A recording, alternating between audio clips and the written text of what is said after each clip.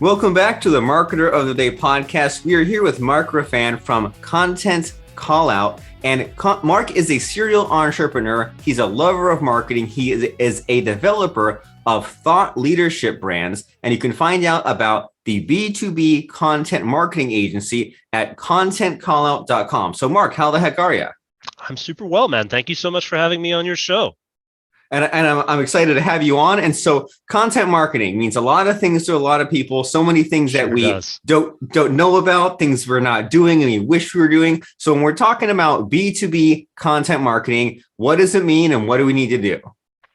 Anything in and around content is basically what it means. So it could mean owned content or non-owned content. So let's break that down. When we say owned, stuff that's typically housed on your website, blogs, white papers, case studies, videos that are hosted there, that kind of stuff. Non-owned content is stuff that's generally speaking on social media. I say generally because it could include more than that, but for most B2B brands, it's stuff that's on social media. So think of like LinkedIn, copy, assets, videos, YouTube, TikTok, if you use TikTok. So any kind of copy or assets or content that you would develop on non-owned, and then you can break that down further from there. It could be written, it could be video, it could be audio, it could be graphical, anything that content is or in and around the B2B space. That's what we're talking about when we say B2B content marketing.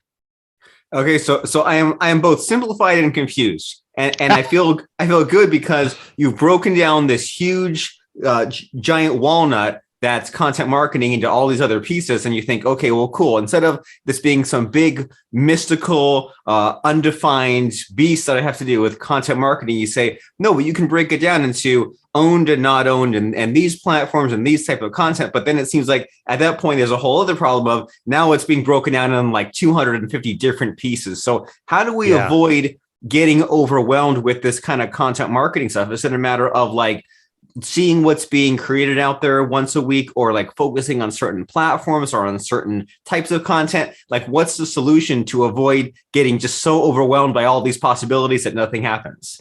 And where you are, Robert, is exactly where most people find themselves whenever they start investigating content marketing to begin with. The volume of the different types of content and then how frequently you post and all that kind of stuff just tends to send people into panic modes. And that's not what we want to do. So let's make it super simple. First, you have to think about, why should I do content marketing in the first place? How does it fit into my overall strategy, my overall marketing strategy? And the reality is that people use content for a number of different reasons. And content becomes the lifeblood of many of the marketing campaigns that we may be running already, because we need to be able to produce content to be able to facilitate a discussion. And I think content marketing in its most simple form is exactly that. It's about the facilitation of a discussion. It's about creating an awareness and education for your customers. And so when we think about it from that context, that's all we're really trying to do. So when we're trying to have a discussion with someone, what do we need to be able to facilitate that good discussion? Well, the content itself needs to be educational, it needs to be informative, and it needs to be entertaining. A lot of people look at content as a way to blast out what their brand's all about and the new product features that they have and the new cool bells and whistles that their business has. And really, at the end of the day, can I swear on your show? Yeah. No one gives a shit. No one gives a shit about your bells and whistles. No one gives a shit about the new product features that you have. They care about the problems that you're trying to solve for them. And content helps to facilitate the discussion about how you can solve those problems and how is the best way to solve those problems. So whether that's through written content or whether that's through video content is entirely based on the strategy that you develop. But start there. Start thinking about, why would I want to produce content? After that, it becomes much, much easier because your strategy is built based on like a normal marketing strategy would. Who's my ideal customer profile? Who's the target buyer with that ideal customer profile? What kind of challenges and problems do they face on an ongoing basis? What kind of content am I going to write to help them to figure out how to solve those challenges? And then how am I going to distribute that content? That's really all you have to think about. You don't need to get into the details about 75 different types of content that you need to produce this month. Don't overwhelm yourself. First, think about, why am I doing it? Who am I doing it for? What problem am I trying to solve? From there, everything else becomes easier.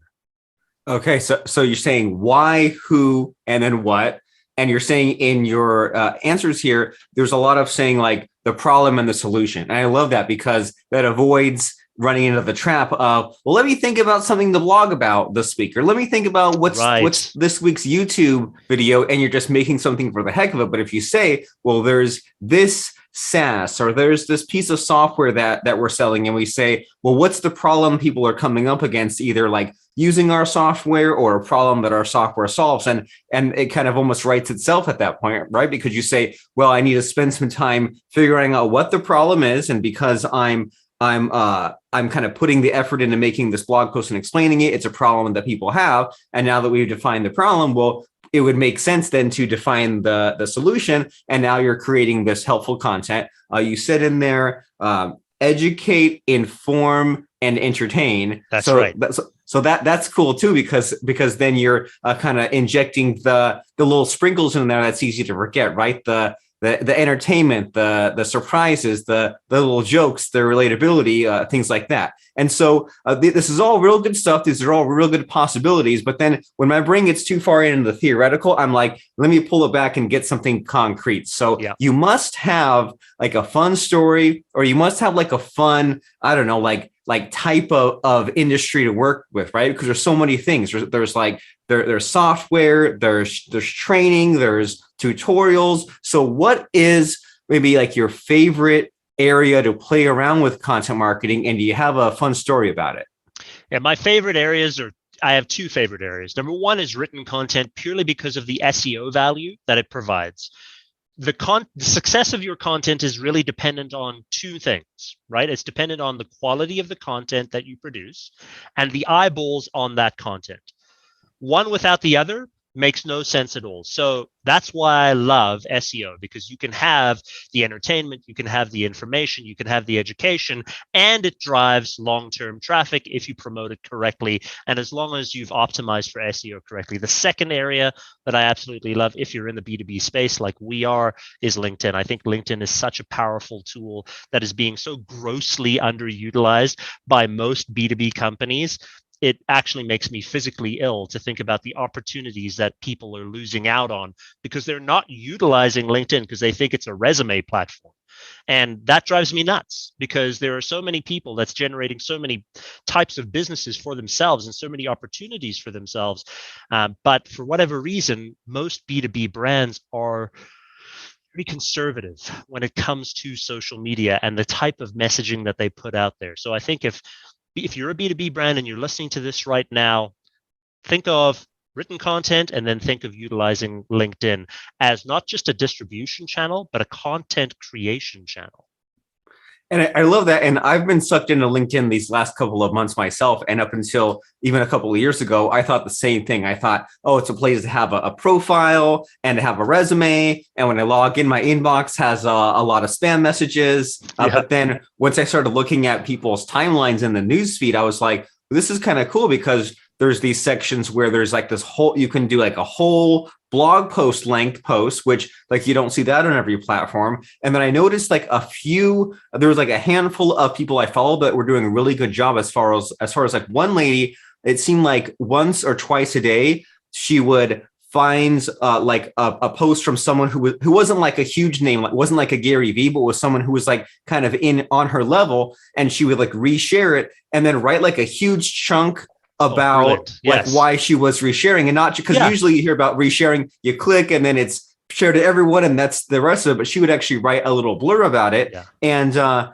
those are the kind of things that come to mind. But I'm sure that there's a lot more that wise master. So when you say people are missing out on what they could be doing written content wise with LinkedIn, what does that mean? What are they missing out on? Not necessarily just written content on LinkedIn, but the video content gets a lot of play on LinkedIn, and making that video content more entertaining, taking more of like a TikTok style approach to it, but then because LinkedIn is meant for sort of this insightful, thoughtful type of conversation, at least that's the way that the platform is working right now. You can't just have the sort of entertaining video. There's got to be context behind it. You've got to be able to say, here's why I think this is important, and let's engage in a conversation. That's been doing really, really well on LinkedIn lately.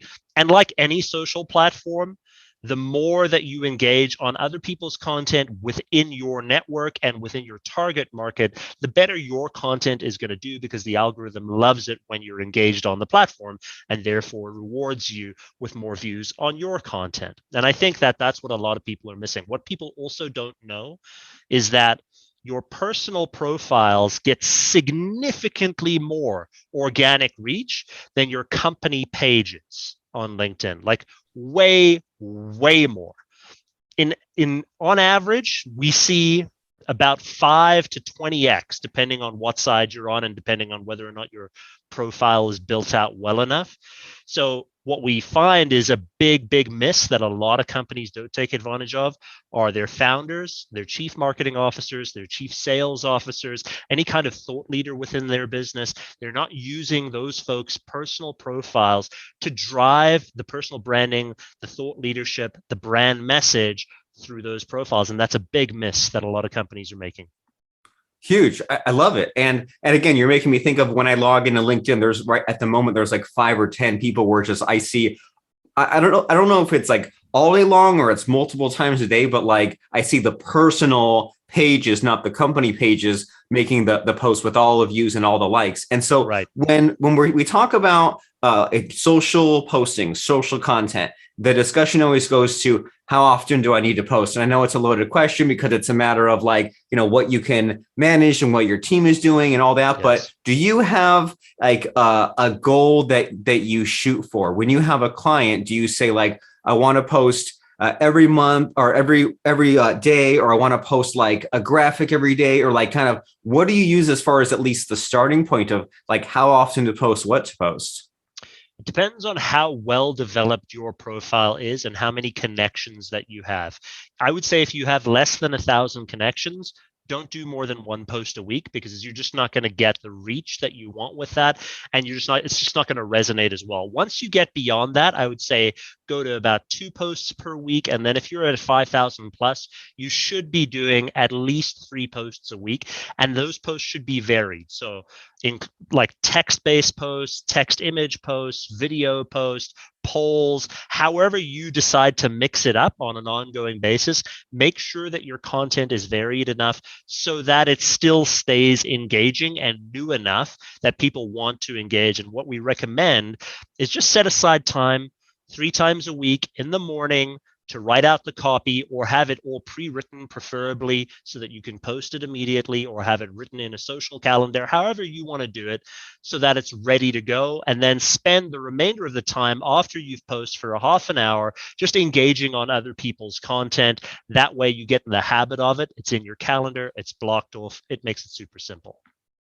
And I like how it seems like this, the strategy has evolved over the decades, right? It used to be just like have an account, spend 5 minutes a day and like, like and post some stuff. But now you're saying like there's clear set goals. There's try to post these types of content. Don't worry with more than once a week until it's above this amount of time. Dedicate this block of time to engaging and doing these things. So it seems like finally there's a method to the madness. Seems like for a while it was a lot of people making things up, but it seems more like scientific and more like best practices now as far as the way you explain it. Have a system in place, I guess, is the main message, right? Don't just make a post go viral, because the predictability on virality is really bad. Like we have no idea what's going to hit, when it's going to hit on LinkedIn as a platform. There are other platforms that make it easier to be able to predict, especially like YouTube. You can think of like thumbnails and colors and what works best and what doesn't work best and when to post and all that kind of stuff. LinkedIn's a bit harder to figure out. So you're not going to know, especially for your audience and your mix, what's going to hit and when it's going to hit. So you got to try a bunch of different things, but plan it out ahead of time and do it 3 times a week, and then review your results. That's the main thing. And when you find something that seems to resonate, do a little bit more of that post. See what happens. Try it out. You may find that one thing hits one quarter, another type of thing hits another type of quarter. So don't just limit yourself to one type of content. I love it. And so what I'm hearing from your answers here is that we need to focus on what we can control. And what we can control is having a plan, being organized, thinking about things ahead of time. That way there's kind of time to be like, well, should I tweak this or kind of put some thought into it? And most of all, that how important it is to be reliable and dedicate the time to making this happen, and also post frequently, and then mix it up just enough where that later on you can look back at the results and measure that and say, well, when we were playing around and we were experimenting, should we do more of that content that seemed to have really gotten all the engagement, gotten all the numbers? And so this is all really cool to think about. And whenever I talk to a content marketing person such as yourself, I start getting all these ideas floating around in my head, like, oh, I need to write these blog posts, I need to write these videos. So I hope we get the same kind of enthusiasm for our listeners. But if someone is watching or listening right now and they need to know if they're the right fit for you and your agency, and they need to know what's the problem being solved and why they should go and contact you and solve that problem. So how does somebody know if watching this podcast episode, if they're in the right place? If you are working for a B2B company, whether it's consulting, manufacturing, SaaS, whatever it might be, and you think that content marketing could be part of your marketing solution to help build awareness and build growth for your organization, you're probably a fit for us. The easiest way to reach out to us is to go to our website, contentcallout.com, and reach out to us there, or connect with me on LinkedIn at Mark Raffan. If you just look up Mark Raffan, I'll be able to pop up right away. I think I'm the only one on LinkedIn, but look at me on LinkedIn and I'm happy to connect with whomever. Awesome. And that is a good way to see if you practice what you preach, right? If we find Absolutely. you on LinkedIn and see what the posting is and see what the engagement and comments and sharing are, we're like, okay, does he actually do what he's talking about? So we said, exactly. Mark Raffan on LinkedIn and contentcallout.com. And as you said, Mark, if this business out there is looking to, what did you say? It wasn't adapt and grow. It was build awareness and grow. There we go. Awareness and grow. That's what I was thinking of, like an A name. So if there needs to be more awareness about what your company does and the problem that you solve, and you want to grow what you're doing, if you want to get 5 or 10 or 20 times the amount of traffic you're getting right now, and you want to not be spinning your wheels and not be flying by the seat of your pants, if you need to really get this dialed in, if you need an actual plan, then go to Mark and his team. That is contentcallout.com. That is Mark Raffan on LinkedIn. Any final parting words of advice here, Mark, before we wrap up? If you do qualify, we will give you a free customized blog post as a reward for saying thank you so much for reaching out to us. It'll be 1,000 words. You get to use it wherever you want. We'll write it for you. We'll do everything for you. It's pretty much hands-free for you. And if you do qualify for that, you get that out as well. So we're happy to offer that as a gift to your listeners.